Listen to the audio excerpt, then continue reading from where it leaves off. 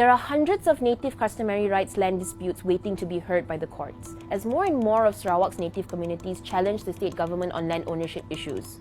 So what rights do Sarawak's native people actually have to the land they live on? Let's start by understanding how Sarawak's native people understand the land where they live. Native communities define their lands in three ways.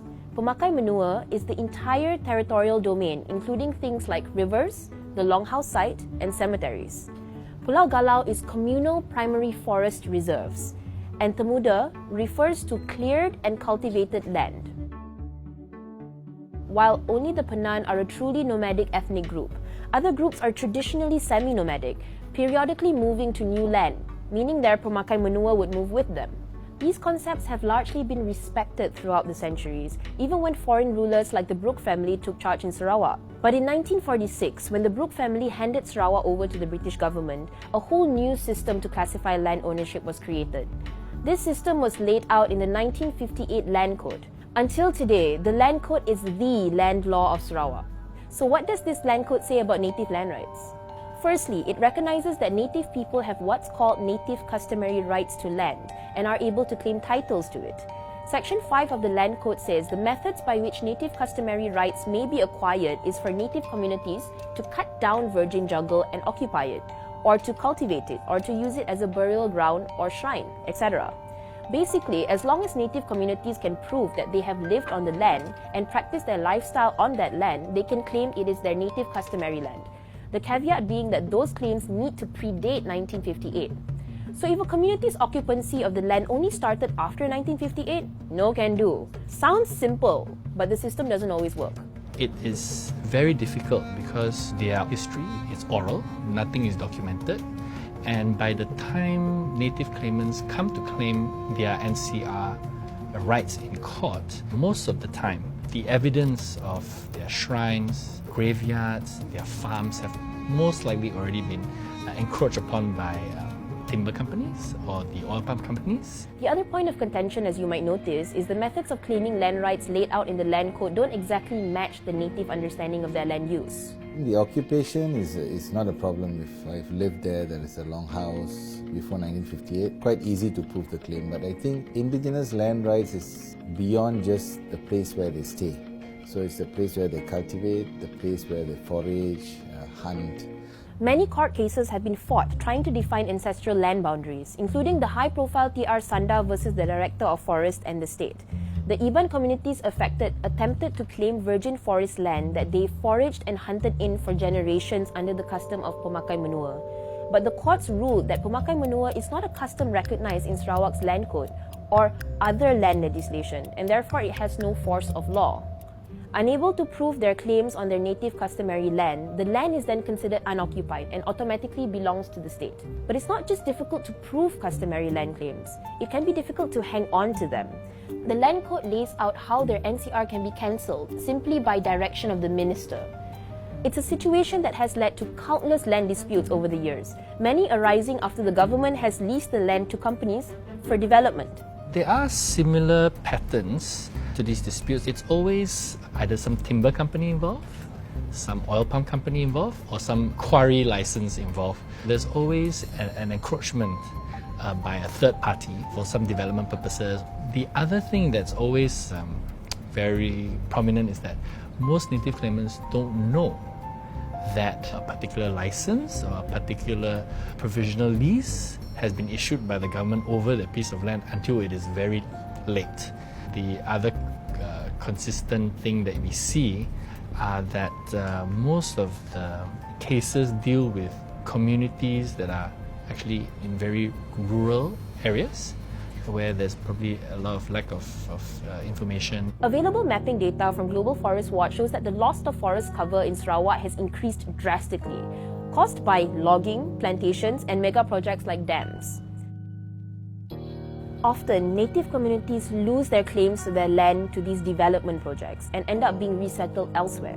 For example, when the Bakun Dam was built, some 10,000 people were displaced. When they were relocated to Sungai Asap, then they were all put together in a settlement.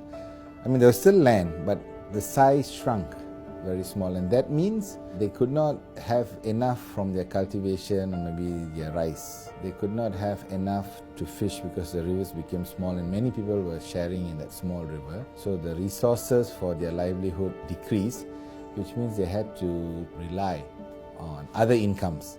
So that changed their lifestyle and also brought in elements of poverty that were not seen before. This is what makes this issue bigger than a native rights issue.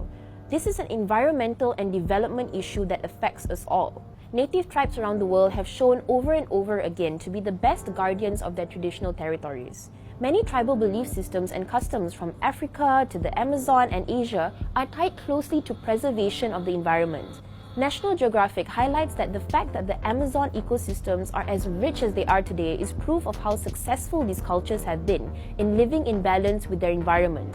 And research on the Semak Beri tribe in Terengganu shows that the tribe safeguards the sustainability of the forest so that its benefits will not only be enjoyed by the current generation, but also for generations to come. In contrast, rapid deforestation has been shown to increase local and global climate change by affecting wind and water vapor flows as well as removing water catchment areas, which threatens our drinking water, fisheries, and aquatic habitats. However, the state does not seem to agree with these views. According to a 2011 study of indigenous land rights in Malaysia, the government asserts that the development of indigenous lands is in the national interest and that it alleviates poverty in depressed marginal areas. Pakatan Harapan's election manifesto had criticized the previous government, saying they had failed to ensure the protection and legal rights of customary land in Sarawak and Sabah, and that the natives' customary land was sold or leased at very low prices to logging companies and developers of oil palm estates.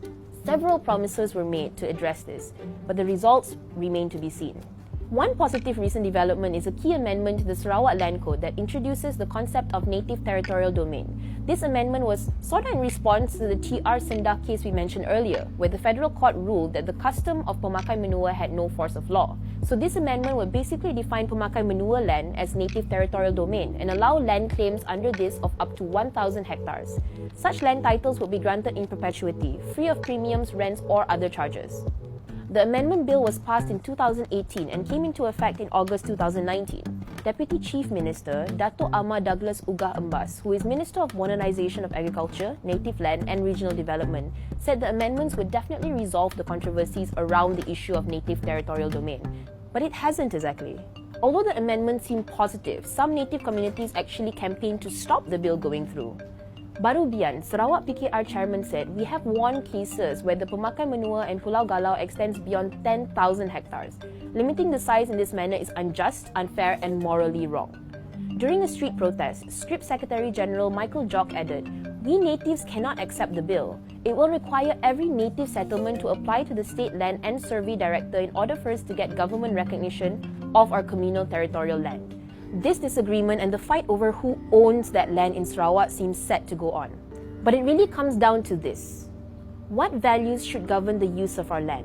Election promises seem to say environmental values, indigenous values would take precedence. But as of now, we are still waiting for those promises to be fulfilled.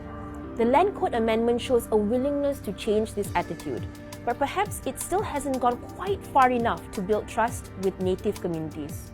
If the state needs land for whatever purposes, then make them partners to be involved. Because indigenous people are not close to also wanting to develop economically, but they want to be part of that center to have a decision on their own land. They are not claiming the whole state, they're claiming what belongs to them.